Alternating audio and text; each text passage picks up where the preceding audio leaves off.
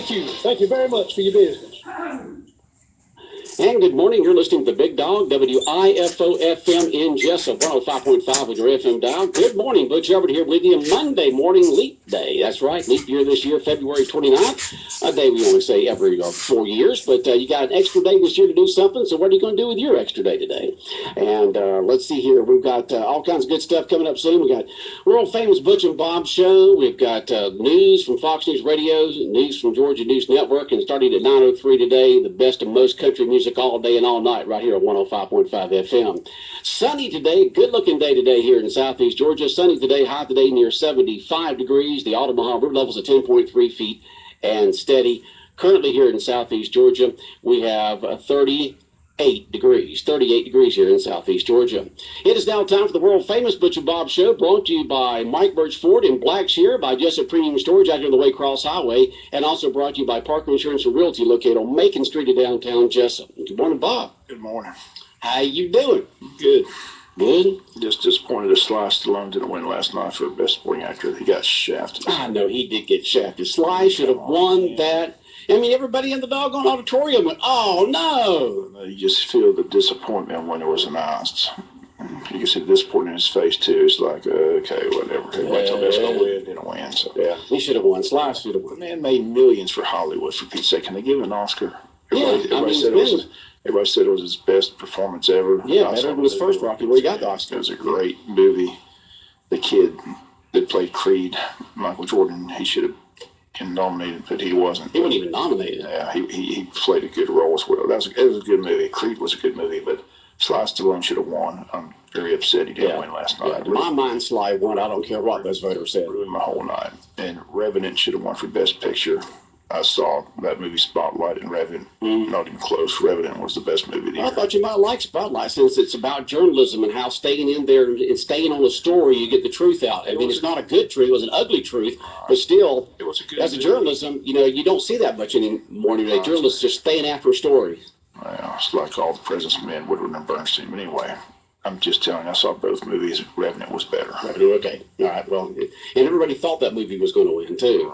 I didn't see Mad Max Fury, but I did. It was good. It was good. It was crazy, wild, funny. The whole thing. You had a gamut of emotions in that thing. Charlize and I need to see it because she's drop dead gorgeous. Yeah, she's drop dead gorgeous, but she's not gorgeous in that movie. I mean, she's rough and ready, and she's a fighter. Let me tell you, she's a fighter. She takes those roles. She won that Oscar for Monster when she played that role. So she wasn't pretty bad either, but she did a good job. I mean, she's still attractive. I mean, no matter what you do to her, she's still attractive. Red carpet, Charlize, they're looking good. A lot of those ladies looking real good. But that was a surprise that Spotlight won. I mean, I didn't hear anybody predict that. No, nobody. I don't know. I think sometimes those voters in the Academy, the people who are a member of the Academy, who when they vote, they're trying to think, well, what is the PC thing to do? What is the artistic thing to do? And instead of just going by, the best performance. Yeah, Bridge of Spies was a good movie too. Tom Hanks doesn't make a bad movie, so that was a good movie too. But I just comparing the two roles, Sly Stallone should have won. So. Yeah, a lot of folks were surprised that the actor in Creed who played the lead there, what was his name again? I think it's Michael Jordan Jr. Okay. His name's Jordan. Okay, he should have been nominated, and also they feel that Will Smith should have been nominated for his movie about the concussion situation. He first arrived on the scene in that show, Friday Night Lights, and did a good job as a football player. And he's just had a good acting career, but did a great job as the role as Creed's son in that movie. So, but anyway, I was just disappointed Sly didn't win. He's made them millions. You think he'd give him? Leonardo finally won. I was glad. I'm glad to see that Leonardo did. Yeah, glad to see DiCaprio won. But if you saw that movie, you cannot ignore that performance. I mean, that was amazing. It was a great movie. I went and saw it twice. That's how. Oh, you did? You saw it twice? I could see it again. Oh, wow! Some of those scenes in there were excellent. Yeah, and that was the directors won 2 years in a row now. A Mexican director who did that. Yeah. Tom Hardy did a great role and supporting role too. I mean, but I still was pulling for Sly Stallone. So I said the guy that won of the people in the category, in my opinion, he was like fourth best. I know. I cannot believe they picked that. I don't know those voters. Sly give the Tom Hardy for his role in Revenant, but anyway. Who'd have thunk it? Who'd have thunk it? You know? I was just like I said, you just feel the disappointment in everyone Sly didn't win. Yeah, he should have won. I mean, he's given his entire life to Hollywood, and like you said, made them millions and made a lot of folks famous, a lot of studios, a lot of money and stuff like that. And everybody said that was his best role ever. He's in the twilight of his career. He probably won't get a role like that again. And it would have been great for him to have bookends on there. One is the best actor and the best supporting actor at the end of the Rocky movies. But it didn't happen. Wasn't a Hollywood ending, though. I thought Lady Gaga's song was better than the one that won too for Spectre. So. Oh yeah, Lady Gaga. She's been on a roll lately. Tell you what, she sang the national anthem at the Super Bowl. She performed it. I mean, that performance last night was phenomenal. So a great song. So yeah, but she did a great. When Lady Gaga came out, when they said Lady Gaga's going to sing the national anthem, I said, oh my word! But she did fantastic, absolutely fantastic. And the song last night was really good too. But, what a spectacle it was. Chris Rock kept him rocking and rolling last night with all his comments, whether you agree with them or not. He kept it going. He kept it topic. That's what comedians are supposed to do. They're supposed to keep on the subject of the day, the news of the day, the topic of the day, and he definitely did that. Some of the skits they did were pretty funny. Oh, yeah. But it's going to be interesting to see how the shakeup is going to be with the Academy. They're supposed to be getting some of the old guard out and some new folks in there to do the voting for next year. I mean, you have to become a member. You're an actor out there or part of the acting community out there, the movie making community, and you become a member. So you got to pay your dues and all that kind of good stuff. And they're supposed to be changing up a little bit to try to get more of the new folks in there. We'll see what happens. Just interesting. The movie Concussion wasn't even mentioned hardly. I mean, it wasn't, was it? And I'm telling you, that's a good movie. I know the NFL did everything they could to get it out of the theater as quickly as possible. There's all that political undertone about the movie. The NFL fought it, didn't like it, still didn't like it. And they said it, showed up in movie theaters around Christmas time, which was a bad time, but it didn't last long in theaters. I think it lasted like 2-3 weeks. You didn't see it in the first 3 weeks it came out, it was gone. So. But Will Smith's mad because he didn't get nominated, so that was part of what the boycott was about. But it was a good movie. I like Chris Rock's comment to Jada Smith. Yeah, that was funny. You weren't invited. You weren't invited. How can you boycott when you're not invited? Yeah. But that's 2 years in a row that the blacks have been upset because no actor or actress has been nominated in 2 years in a row. That much Girl Scout cookies. What's that? The Girl Scout cookies spoof was kind of funny. Yeah. But you think they really sold that many Girl Scout cookies? I have no idea. Yeah. So it'll be interesting to see what happens. It's always, you think the Oscars could be about the movies, but every year it seems like people want to use that as a political platform for some sort of to push some cause or something. You remember when Marlon Brando won for Godfather? He didn't show up. He sent a Native American there to accept his award about the plight of the Native Americans and stuff like that. And I really wish they would keep the Oscars, the actors and the actresses and the host and all that would keep it about the movies, keep it fun, keep it entertaining instead of getting all on this political stuff and social issues. But they can't help themselves. There's other platforms for that to get your grievances out. Let's keep the Oscars about movies, something that we all enjoy and go watching and just get an escape from reality for a couple of hours.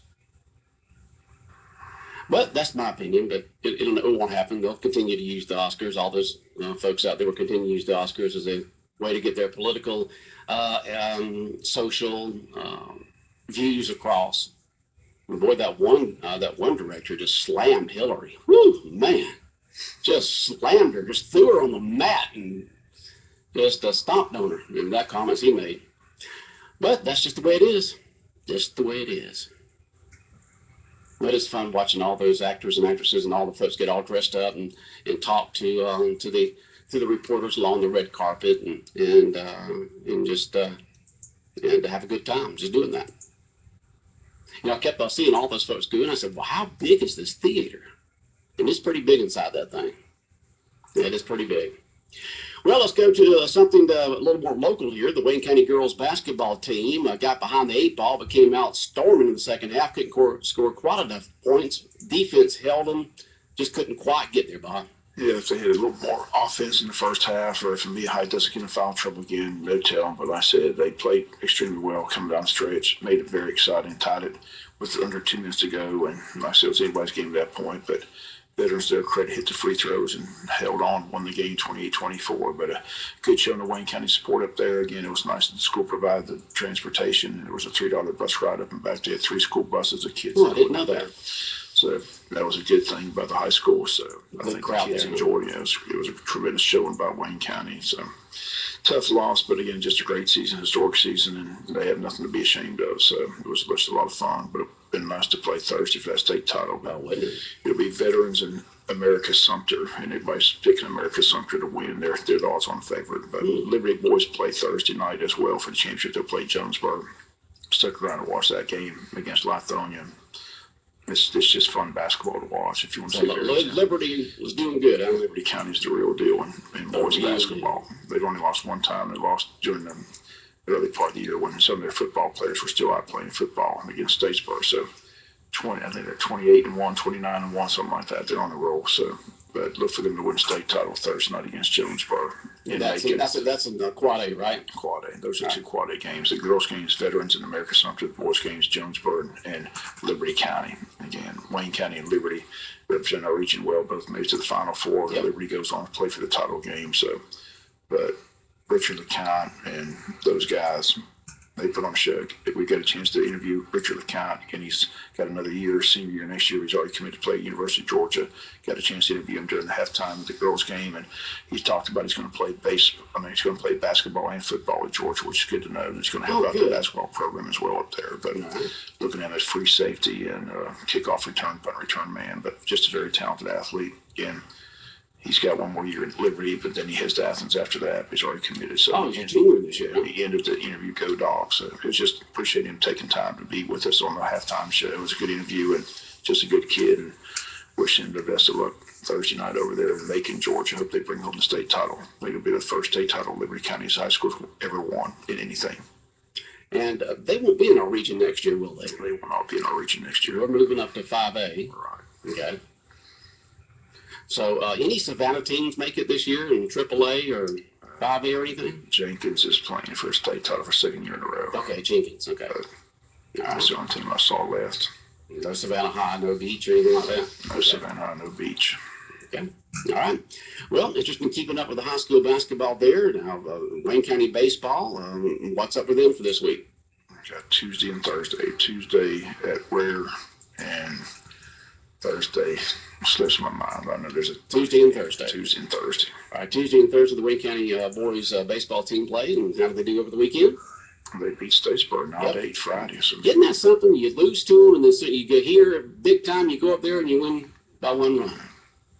Good ball game. Good crowd on hand Friday over in Statesboro, but it was cold. Cold, huh? Temperatures down in the 30s. Woo-wee. Georgia High School Association is going to get the memo. They're going to finally wake up. They're going to play football this time of year and baseball. That was never changing, Bob. Never changing, Bob. I talked to several people up there at the basketball thing. It's cold. When do they play on Saturdays? What's that? Okay, you said they played when up there? Friday? Basketball Saturday. Georgia High School Association people up there Saturday. We had this discussion. Yeah. Okay. About how the season should be flipped. It's freezing cold to play baseball. It's too hot to play football. So they don't wind up until the discussions are underway. And you're going to see that eventually. You think so? When you go to school in August, you're going to play baseball. And then when you come back after Christmas, you're going to start the football season. You think people will get into that? It's coming. Okay. Too many people, heat exhaustion, too many people freezing in baseball games, I'll tell you. Right now, but in a couple of weeks from now, it'll be warmed up and it'll be just fine as this baseball season really gets kicked in good. February and March are too cold to play baseball. Maybe up north in March, but not down here. Okay. I'm just telling you. You think it's coming? After all these years, tradition's going to be changed. I believe so. Okay, we'll see. The times they are changing. Well, they started school so much earlier than they used to be. Yeah, that's one of the things. That's why you see all these kids, several people have died with heat exhaustion. Yeah, well, they start school now the first week in August instead of around Labor Day weekend. Yes, football's not meant to be played in 100-degree weather. No, it's not. Baseball's not meant to be played in 20, 30-degree weather. So eventually they're going to have to change. What's the Conversation with several people, Georgia High School Association, they're on the same path. same path, huh? Yep. Discussions are being held in Atlanta. Mm-hmm. Okay. Smarter heads are going to prevail and say, maybe we ought to think about changing the seasons. Yeah, we'll see, Bob. I'll be I don't surprised. say it's going to happen overnight, but I'm just telling down the road. All those football players that play spring sports wouldn't be able to play spring sports. I don't know, Bob. I don't know. And people just think of football, Friday night lights, Saturday college, Sunday pro. I mean, that's tradition. Traditions change. Health reasons. I don't know, Bob. What's more important, tradition or health? Well, I'm just, delay the season a couple of weeks. You don't have to start right week, just, I don't know. We'll see, Bob. We'll see. I'll be surprised. I'll be very surprised, Bob. Yeah, very surprised. All right, anything going on news-wise this week that you're keeping your eye on? Election Super Tuesday. And unfortunately, only less than 150 people voting in that District 4 school board race, which is a very important race for the Wayne County Board of Education. So don't know where those 1,000 votes are out there, but hopefully they'll show up Tuesday. But it appears there's going to be a runoff. I don't see anybody winning that without a runoff. With only 150 votes cast in the 4-candidate race. So the runoff will be on Tuesday, March 29th. Interesting to see who Wayne County wants for president of the United States, too. Yeah, it will be interesting to see tomorrow. Yeah, haven't seen any signs in the president's race around town. So it'd be interesting to see where Wayne County votes are going. I said the majority of the votes are on the Republican ballot. So, they had 250 people show up on Friday and 230 are voting Republican and the rest are fewer Democrats. So that's why you have few votes in that District 4 school board race, I guess. So, I guess so. But again, hopefully, calling all District 4 voters, there is a school board race in District 4. It's a very important race, so please show up and vote. Every vote counts. But where they're at, I don't know. I don't know. 3 weeks early voting, less than 150 people showed up to vote in it. There's not much interest in it. As I mentioned last week, with 4 people running, you just think that relatives, friends, neighbors, and stuff like that, if interested, there'd be more than 150 out of 1,500 registered voters. Right. You think those 4 kids would have more than 150 friends vote? All 4 of them together, and relatives. I don't know, I'd Bob. be checking. Where's my friends? Where's my relatives? Get out there and vote. Like, did you vote yet? Can you at least show up? Yeah, we'll find out tomorrow if a bunch of them show up. Let's hope. Let's hope. Okay. And let's see here. I had the Atlanta race yesterday. Jimmy Johnson won. Dale Earnhardt Jr. second. It was just a very interesting race with a couple of cars up there leading most of it. But Jimmy Johnson's crew chief makes a little gamble there with tires. It pays off, and Jimmy Johnson holds on to a victory with his teammate Dale Jr. second. Sergio choked again. Adam Scott beat him. Every time Sergio's on the leaderboard going in Sunday, he's going to choke and not win. So he didn't win. Adam Scott won by 1 stroke. So, which golf tournament was this? I'm not sure what it was. It was the one that was over the weekend. Well, it was on TV on Sunday. So okay. I was flipping back and forth, but I was checking it to see if Sergio could win, but he didn't win. So. Well, the racing there in Atlanta this weekend was lots of fun to watch. All the drivers, even Junior, after the race just said that's the way racing should be, where they didn't have all the downforce. They're slipping, sliding, and having a good time out there, and just having, it was what racing is supposed to be about, is what Junior said. And Chase Elliott, also Hendricks Motorsports, number 24, he got in the top 10. I think it's 8th. So Hendricks got 3 in the top 10, but it's good to see local kid there, Chase Elliott, get 8th in that race. And so now they'll make their western swing out there as I'll head out west for a couple of races, but just a good race there in Atlanta. It wasn't a packed crowd, which really surprised me because the weather was gorgeous.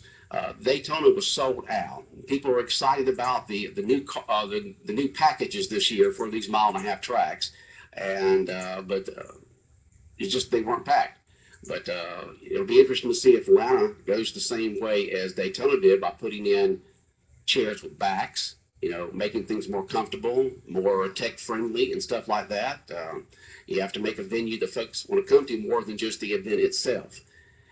But you don't have to worry about the infield. When you look at Atlanta infield, like any other infield, it was just packed. You couldn't get another RV or car or truck in there at all.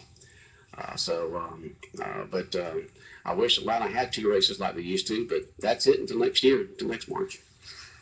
All right, you had a chance to interview Sid Bream this weekend, didn't you? That was a big story. Sid Bream, I said, hats off to Dylan Brown. We've had him in studios, and Mr. Dunn in the studio. Sid Bream was the guest of the SCA banquet over in Hinesville on Friday. Well attended, I understand. And then Saturday, he had some events here. He went on a hunt. Had a chance to talk to him before he went on the hunt.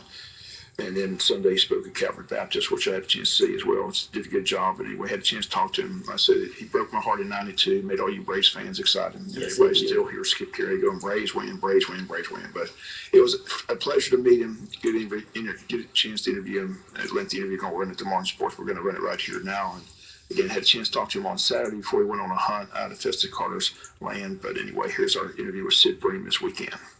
Mr. Sid Bream here in Wayne County, working with Fellowship Christian Athletes, motivational speaker, and I know you're going to speak at Calvary on Sunday. So, what's your message when you spoke? I know you spoke last night at the banquet, and a lot of people are still happy about that. Well, I think for FCA, the thing that I want to get people across is the whole aspect of what's your investment going to. I mean, if we as Christians, our investment's not going to changing people's lives, kids' lives, coaches' lives, then we're really throwing we're throwing our money where it's not supposed to. I mean, again, not that you can't have money, but when you have money, you invest it the right way, and that's in people's lives, because that's the only thing that's going to make a difference. People here in the state of Georgia, Sid Bream, still remember '92 when you slid across home plate, you got the Braves to the World Series. I'm sure you replay that memory in your mind many times. Well, again, that has been, God has given me a platform with that, and so every time I go out and speak, I mean, that plays, because that's the reason that I'm basically there. They remember that play, and it gives me an opportunity to share my love for Jesus Christ, and hopefully help somebody else along the way as well. And you had a long career. You started with the Dodgers, went to the Pirates, then went to the Braves, and finished with the Astros. I'm sure you met a lot of friends along the way, and met a lot of people, saw a lot of things. I did. I mean, it was, again, to do something that you absolutely love to do and get paid for it. I mean, it's one of those dream things, and I had that opportunity, and it was a phenomenal time. I wish I didn't have the knee injuries and everything else that went along with it, but those are the part of the game, but you meet some great people. I mean, in Atlanta, I met some great people, in Pittsburgh and LA. I mean, I still have good friendships along the way, and again, it's a wonderful fraternity, and glad to be a part of it. Sports is interesting. You have to have opportunities in Pittsburgh. You get the opportunity to play every day, and that's when you get to show your talent. An injury happened. You were with Los Angeles, kind of not getting in the starting lineup every day. They got to Pittsburgh, played every day, played 166 assists, so set a record there. So. I played Bala played 1 year where I played every day. I mean, most of my career, I mean, I was a platoon player at first base, and that's one of those things that kind of irks me. I mean, Jim Leland came out in the paper and said the manager for the Pirates came out and said that I'm the best left-handed hitter on the team against left-handed pitching, and I didn't start. And Bobby came down the first day of the season in 1991. He sat me down and told me that I was the best. I was going to play against lefties and righties all the time, and from the start, I never played against the lefties. So those are some of the irks of the contentions as far as my game was concerned. I mean, I'd normally have about 350 at bats, where everybody else would have 550, and still put up pretty decent numbers. But those are the only thing. But to be able to play and do what I was able to do, I absolutely loved it. You mentioned those two managers. I got to ask you about Leland, because like I said, I'm a diehard Pirate fan. I saw you with you played with Bonds in that group. What's Leland like? I know he's pretty intense sometimes. He's I tell you what, I mean, by far professionally, I mean, he was just a solid manager. He knew what players needed. He knew whether or not they needed a kick in the butt or whether they needed a joke to settle them down. And for me, I mean, he seemed like he was ahead of most managers as far as his ability to make decisions. And, I appreciated him. I mean, I named my third boy, his middle name's after Leland. So, I mean, I have a great appreciation for Jim, and I'm glad for his success. How about Bobby Cox? Bobby, great manager. He wasn't a micromanager. He left his players play the game, and he let his players have the opportunity to work things out between themselves. And good man, really one of those individuals as far as you give it your best. If you give it your best, he really has no struggles with you. I mean, if you don't give it your best, I mean, he'll come down on you pretty hard. Yeah, Braves fans, they talk about all those divisional championships, but then we got that one World Series. People still, have that nightmare. Why didn't we get more? Your thoughts on that? And I tell you this all the time. There's a lot of luck involved as well. There's a lot of luck. You can call it luck, but at the same time, just to get in those positions, 14 years of getting in a position to get to the World Series. And then you're playing against some pretty doggone good teams. As you were playing against. In the first year for us, 91. 7 games. Jack Morris against Sean Smoltz in the 7th game, and they both went 10 or 11 innings, and for a game to go 2-1, and we had multiple opportunities on both sides to score those runs, and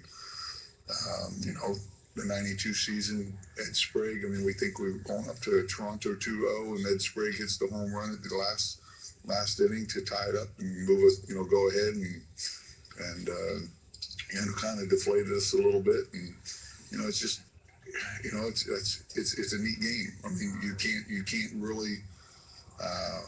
You can't really stack that game. One pitcher one day might not have it, the next day he might have everything, and it's just the way the game goes. And one game a guy will get a crazy hit on a ball that's not even close to where he should be hitting it, and the next game he'll strike out on it, and it's just a crazy game, and that's where people's minds are, and that's what makes it such an awesome game to play. And we'll close with your motivational speaker. You travel the country, and what's your main message to everybody? What do you want to get across? Well, again, I do corporate speaking, leadership stuff. But in the end of it all, as I told you at the beginning of this thing, I said, what really is what is there really in life? Unless you understand, who created you, who made you, who gave you an opportunity to have life through Jesus Christ. And, at the end of the day, when I stand before him, I want to hear, well done, thou good and faithful servant. And if you don't hear those words, I really ask you to examine yourself and find out why you don't have that. Because, we're only here for a short time. And, eternity is eternity, and it's forever. And I want to hear God say, or Christ say, well done, thou good and faithful servant. I want to be up with him and not the alternative. Well, Sid, again, thank you very much. Pleasure to meet you, and appreciate you being here. Bob, thank you so much. It's awesome to be here. I'm looking forward to a beautiful day and go out here and see whether or not I hit a couple birds. Okay. Again, pleasure to meet him. Like I said, he did a great job at Calvary yesterday. People enjoyed that, but just a really down-to-earth kind of guy, just fun. Still lives in Pennsylvania, married, 4 kids, and then travels around the country, does motivational speaking, very involved in the SCA. So again, hats off again to Dylan Brown, the SCA staff, for getting him here. Again, Dylan's doing a great job with Fellowship of Christian Athletes here locally and around the 3-county area that he works in. We invite him anytime he wants to come and promote that program. But again, just a great event to have him. They said they understand the banquet went extremely well over in Hinesville, and again, like I said, he had an opportunity to enjoy a hunt here Saturday, and then Sunday spoke at Calvary and had to head on out. But it was just a pleasure to meet him. Told me he was still out in 92, but he disagreed. No. It was just it was interesting. He showed the play at Calvary. He showed the probably set it up. Doug Drabeck and him were such good friends. He's the godfather of Doug Drabeck's kid. So he said Doug Drabeck didn't want to have him beat him, so he walked on 4 pitches in that inning. So he talked about Chico leaving for Pittsburgh. He'd only committed 5 errors the entire season. He made his 6th error that day. So it was just I had to relive the nightmare, but Braves fans relived the historic moment and sent them to the World Series. But I said, I'll never forget that day. I was sitting out there in Media Row.